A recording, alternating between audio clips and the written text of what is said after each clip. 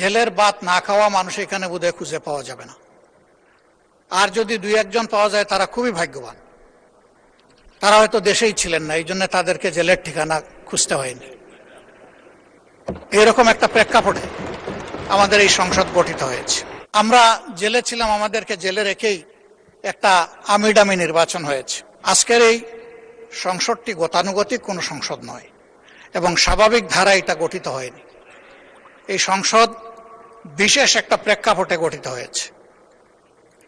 আমরা সকলেই এখানে আজকে যারা আছি কম বেশি 15.5 বৎসর একটি স্বৈর শাসনের, ফেসিবাদী শাসনের জাতাকলে পিষ্ট ছিলাম এবং আমার ধারণা জেলের ভাত না খাওয়া মানুষ এখানে বোধহয় খুঁজে পাওয়া যাবে না।